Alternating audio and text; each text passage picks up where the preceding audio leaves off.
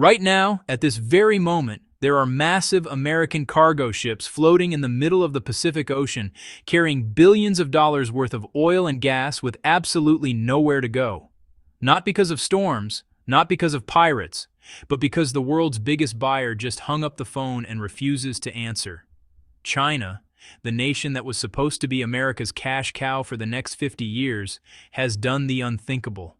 They've completely ghosted us.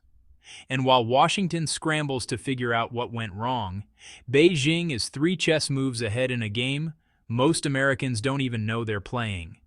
What you're about to discover will change everything you thought you knew about who really controls the global economy. The crisis didn't announce itself with dramatic headlines or emergency press conferences. It revealed itself through something far more chilling: fully loaded tankers worth hundreds of millions of dollars drifting aimlessly across the ocean because their destination simply vanished. By late 2025, the impossible became reality. The energy trade relationship that America invested $25 billion to build had completely evaporated. Not gradually declining with warning signs analysts could track. It disappeared overnight, leaving American ports overflowing with energy nobody wanted. China had pivoted with surgical precision to Russian pipelines, Iranian oil, Venezuelan crude, and rapidly expanding domestic production. The transition was so smooth that it became instantly obvious.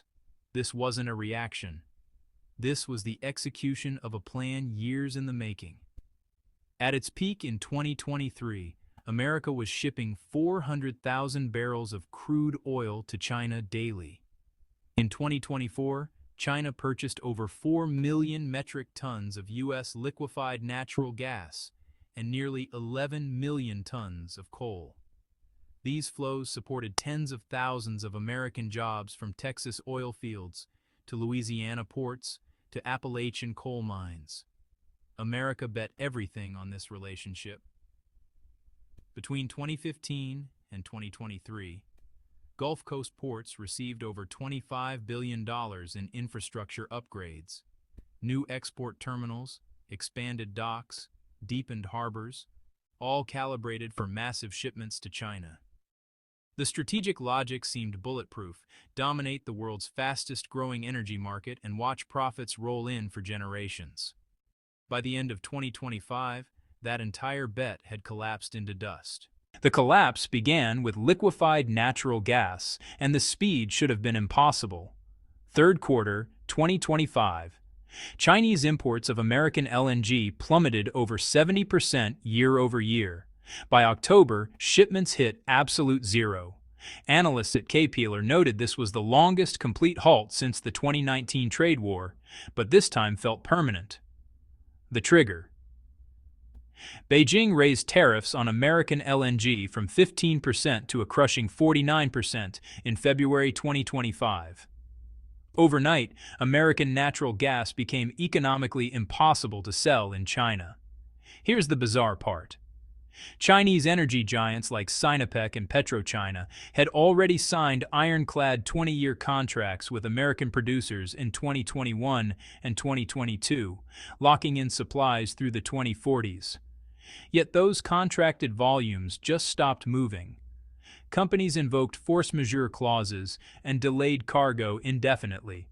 The Financial Times reported that American export terminals built specifically for China sat hauntingly quiet, burning cash with nothing to show for it. Crude oil told an even faster story. June 2024.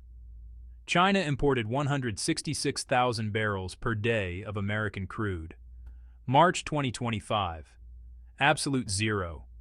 Reuters identified 2 crushing factors.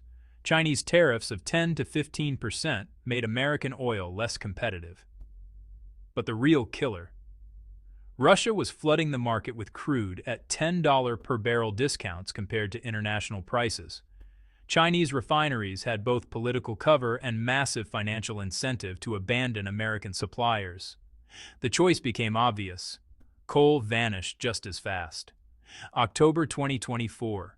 Chinese buyers purchased $90 million of American coal. Mid-2025, nearly nothing.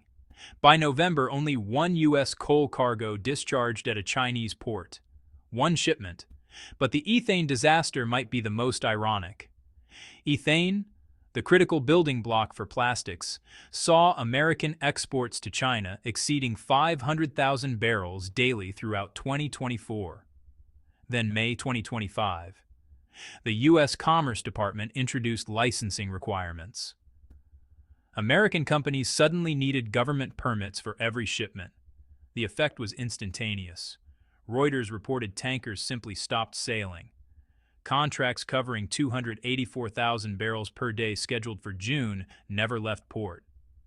Industry executives told the Wall Street Journal they feared the licensing process would politicize every deal, making China's position completely untenable. Here's what should terrify policymakers. Even when Washington and Beijing later signaled a temporary tariff truce, energy flows didn't resume. Chinese buyers stayed away, not because of price, but because American supply had become fundamentally unreliable. Reuters reported that despite a temporary trade truce announcement, Chinese refiners made absolutely no moves to resume American energy purchases. The Financial Times found the brutal truth.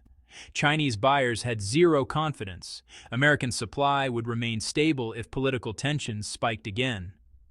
Reliability became more important than cost, and America lost its reputation for reliability. Meanwhile, China systematically reinforced supply lines carrying far less geopolitical risk. Pipeline gas from Russia and Central Asia keeps expanding. Domestic production climbs steadily. Reducing dependence on ocean shipments foreign governments can disrupt. Bloomberg noted pipeline gas now accounts for 41% of China's natural gas imports, rising as LNG purchases flatten. China's National Bureau of Statistics showed domestic output increasing 5.6% in 2023 to 232 billion cubic meters. With one of its largest customers gone, U.S. energy exports fell to multi-year lows. Reuters reported American crude exports dropping to just 3.1 million barrels daily in November 2025, lowest since 2021. But energy was just the opening act. The real earthquake was about to shake the entire global tech industry. December 8, 2025. President Trump made an announcement that should have sent NVIDIA's stock soaring. After years of blocking China from buying advanced AI chips, he suddenly declared NVIDIA could start selling its powerful H200 processors to Chinese companies. This should have been a goldmine worth tens of billions, chips Chinese tech giants desperately wanted for years. Then came the twist that shocked everyone. Chinese buyers said no. Companies supposedly starving for American semiconductors walked away from the deal. What just happened? And why is this massive American compromise completely backfiring? In October of 2022, the Biden administration launched a semiconductor blockade, banning exports of high-performance AI chips to China, specifically targeting NVIDIA's A100 and AMD's MI250 chips. At first, honestly, it worked devastatingly. NVIDIA held a crushing 95% market share in China's AI chip market. After the ban, zero. Roughly 20 to 25% of NVIDIA's data center revenue, between $12 and $17 billion annually, just evaporated overnight.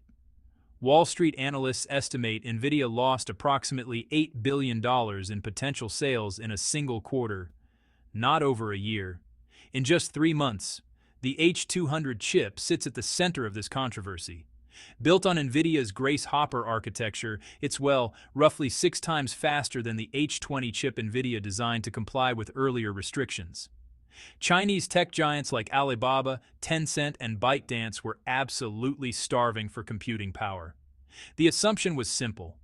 When restrictions lifted, Chinese buyers would rush to place massive orders. Billions would flow back. December 8th arrived. Trump posted on Truth Social he'd personally informed Xi Jinping. Xi responded positively. Trump framed this as protecting national security while creating American jobs. On the surface, everyone wins. But, the details revealed poison pills that changed everything. First, sales are strictly limited to approved Chinese commercial customers only.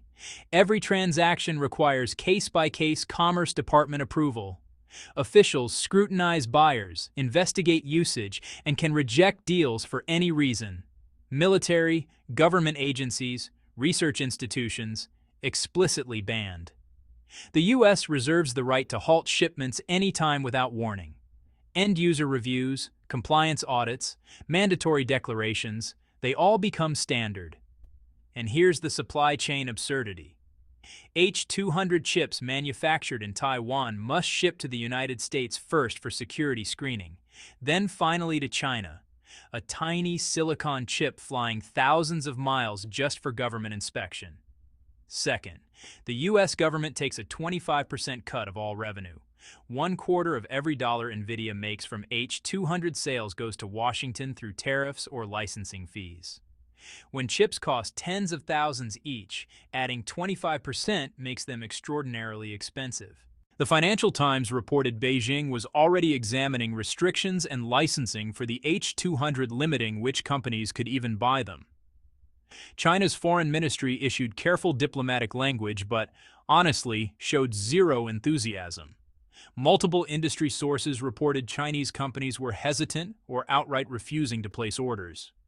Why would China turn down chips they were supposedly desperate for?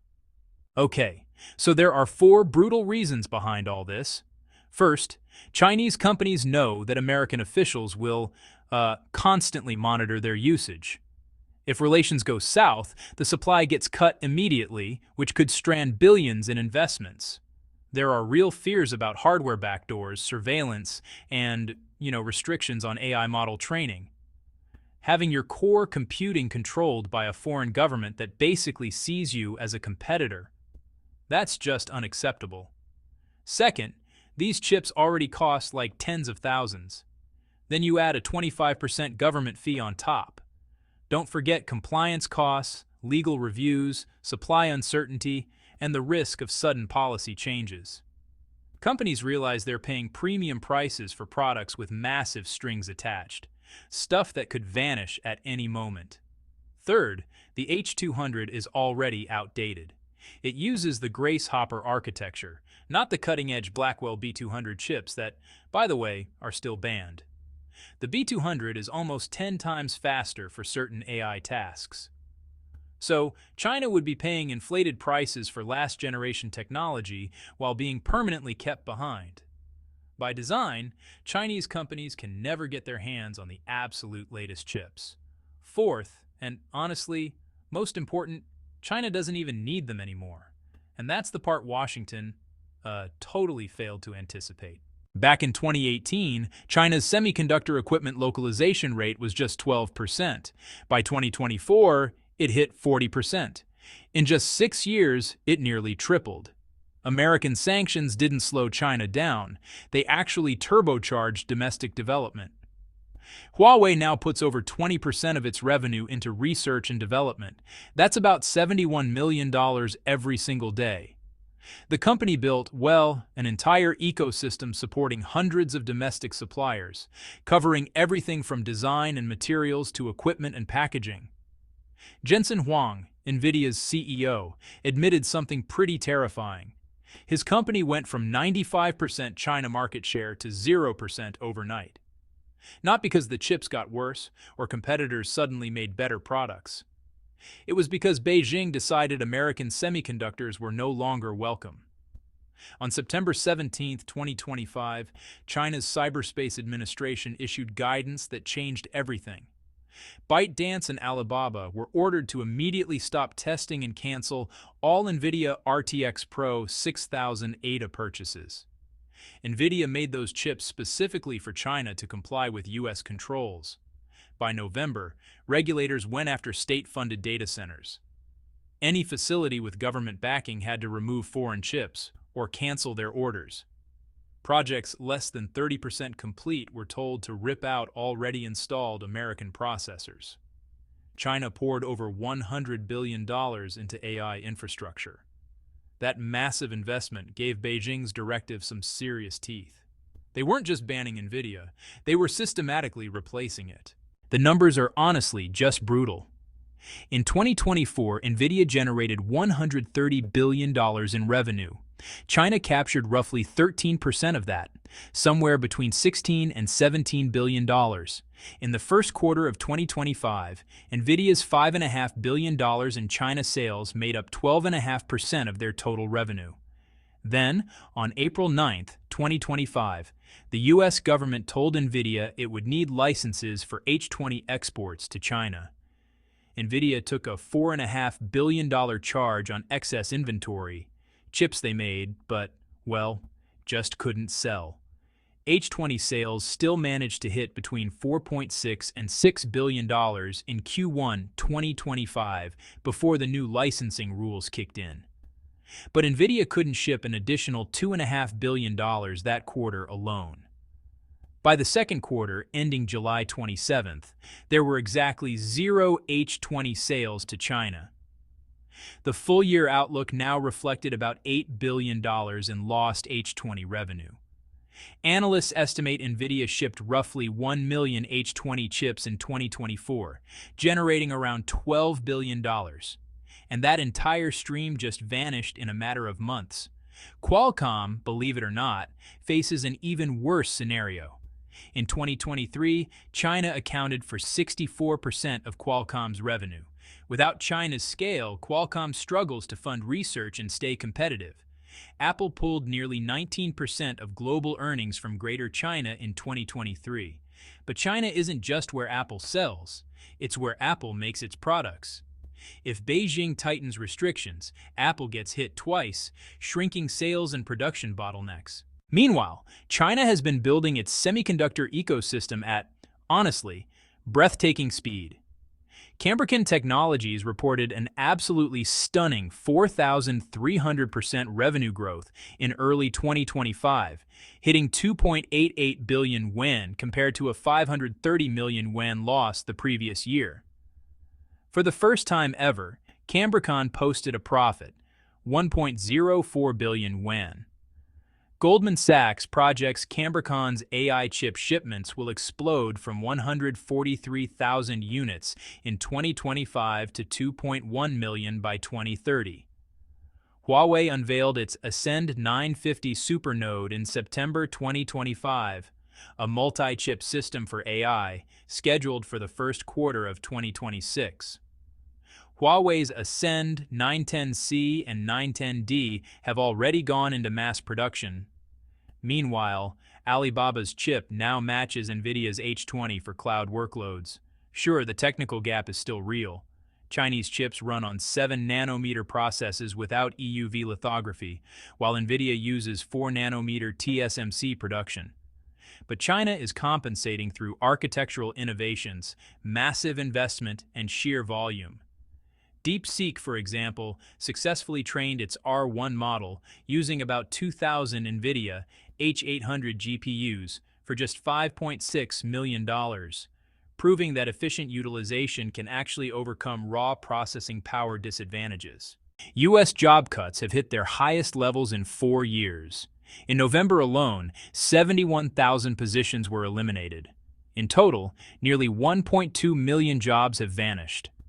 America is pouring enormous focus into AI and semiconductors, which means Main Street, small businesses, service industries, traditional manufacturing, just keeps getting hollowed out.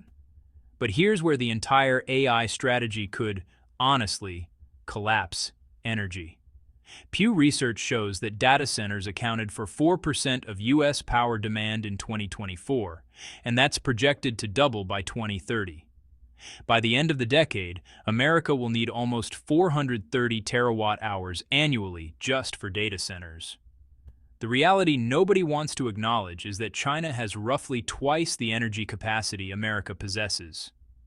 Jensen Huang asked the obvious question: our economy is larger, but without energy, how do we build chip fabs, computer facilities, and AI data centers? U.S. power prices have already risen almost 20% over 5 years. Data centers and crypto could push residential prices higher by another 8% by 2030, putting permanent strain on every household's monthly budget. BlackRock has turned bearish on long-term government bonds. Why does this matter? AI companies need to borrow massive amounts of capital for 5 to 10 years, which creates bonds that compete with government debt. Bond yields have to rise. All borrowing costs go up across the entire economy. Companies could be borrowing at 8 to 10% throughout 2026. BlackRock's analysis suggests that front-loading AI spending could consume 15% of total GDP growth. Right now, job openings per unemployed worker stand at 1.0. It used to be 2. If this drops below 1, we get a cascading effect. More unemployment means less spending. Less spending means earnings collapse. Earnings collapse triggers more layoffs. It's, well, a death spiral. Trump is sitting at the geopolitical poker table, betting America's entire economic future on forcing China to fold. The fundamental difference is this. China's strength is organic, built on real manufacturing, enormous energy infrastructure, and a willingness to invest public capital over decades.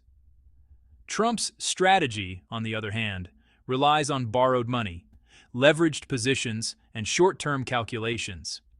Main Street pays the price when these bets don't work. And China could throw a curveball at any moment, potentially collapsing this entire tower of debt. The unthinkable is actually happening. China isn't just reducing NVIDIA purchases, they're systematically cutting American chips from their entire technology ecosystem. Every Chinese order shifting to domestic chips widens the competitive space for Chinese tech giants to grow, improve, and eventually export globally. Will China permanently cut American chips from their ecosystem? Will AI funding destroy Main Street? The next 12 months will answer. The warning signals are already floating in open water, just like those tankers China refused. Fully loaded American ships drifting aimlessly because the destination vanished. The real question is anyone in power actually paying attention? Or are we all just too distracted to notice the global economic order being rewritten in real time, and America is losing its pen? The day China said no wasn't just about energy or chips, it was about power. And right now, Beijing is showing Washington exactly who holds it.